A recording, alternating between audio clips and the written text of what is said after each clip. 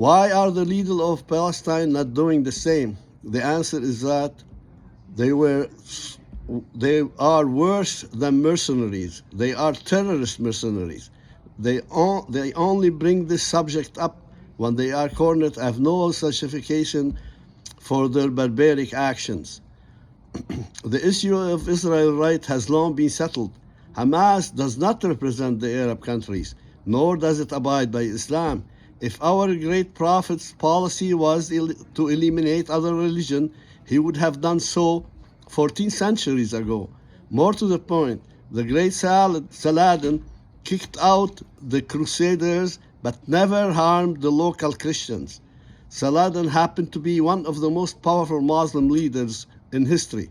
He is well known for observing all Islamic laws pertaining to dealing with Christians and the Jews.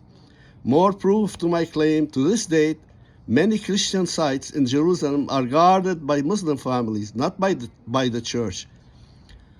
Palestinian refugees is another thorny issue that's brought up by extremists. Here is what I have to say. After the war of 1948, the Jewish population living in the Arab country was much greater than the total Palestinians who fled and settled as refugees in other neighboring countries. Hamas only focuses on the Palestinians, but what about the Jews who lost everything? How about the ones who were murdered and massacred? How many Farhoods were committed? For those who have never heard of the word, Farhood is a call for revenge that's similar to ethnic cleansing, resulting in taking possession of all assets of the persecuted. One well-known Farhood took place in Iraq during the riots of 1941. Yes, many Palestinians were displaced, but why they did not return to Palestine or Jordan? Back then, the West Bank was still under Palestinian Jordanian rule. Why is no one talking about the losses of lives and land suffered by the Arab Jews who never received any compensation? Hamas wants the Muslim world to see their defeat as a defeat for the nation of Islam. This is not the case at all. They are fighting a war that's not justified by any Muslim laws. The great prophet is considered to be a titan of history by many Western scholars, not only because of his achievements, but also for his infinite wisdom. He instructed his followers to only fight when they must, but even when they do, they must hate war. This is a loose translation of his instruction. In Arabic, أما فإن كان عليكم القتال فهو كره لكم. Let's think for a moment about Hamas. Their territory was not under the control of Israel. Gazans were receiving all kinds of help.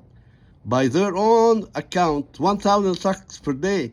Now compare that to the millions of Syrian refugees, the poor victims of the butcher of Syria, and you get my point. These poor civilians were forced to flee and now dwell in tents and subsist on meager rations from the United Nations.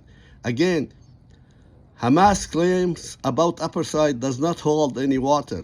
Yes, the Israelis had to block the borders of Gaza. Yes, they restricted the movement of the Gazans. But again, the terrorists accept no responsibility and want to have it both ways. They demand freedom, while at the same time they are sworn to the destruction of Israel. The latest event shows that Hamas was able to smuggle all types of goods, materials, weapons, ammunition to start this war. With this move, who can blame Israel for even imposing more restrictive measures in the future? I know that nothing I said is going to make any difference, but for the sake of the Palestinians, let me add this to our conversation. Criticize the world, attack Israel, hate America, hate the West. Do whatever you want, but at least demand victory. You keep paying heavy toll every time a war breaks out. You keep losing every fight. Hold your leaders accountable. The only reason they get away with failure is because they think of you as dispensable commodity. We all know that life is cheap in the eyes of terrorists. Furthermore, ask how come Iran did not rush to help you. Ask why hardly any Iranians are getting killed to save you. Ask why Iran did not take part in any major wars against Israel in the past.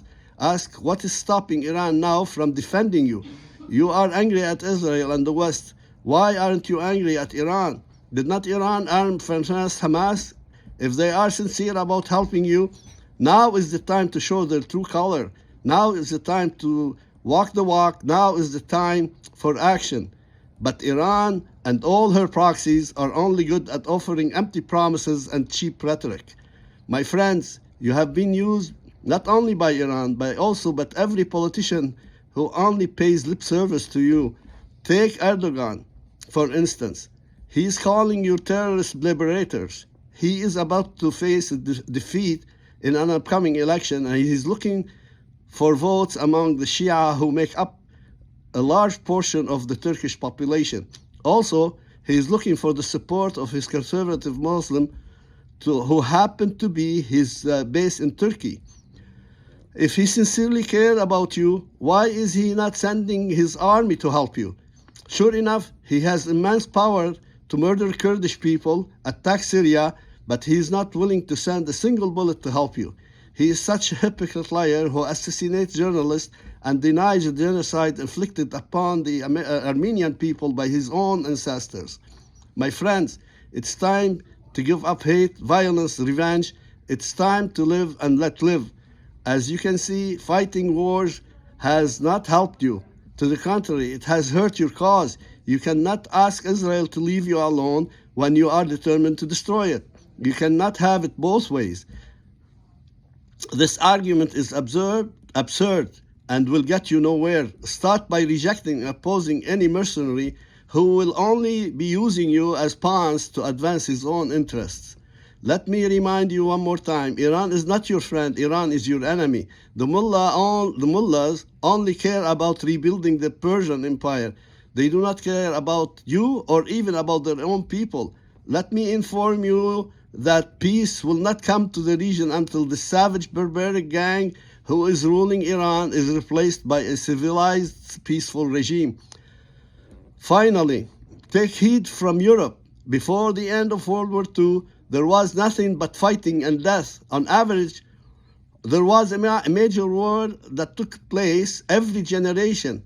The Europeans finally learned that living together in peace demands concessions from all sides. For the first time in history, Europe has not suffered a major war for almost 1 century. Putin's war is the only exception. The Middle East currently resembles the old Europe that existed before World War II. The killing, the violence, the destruction, and the hate is not going to stop until you move forward and begin a new chapter. Obsessing with the past, seeking revenge, instigating hate and violence is not going to help. If Europe was able to settle its differences and move on, why can't you?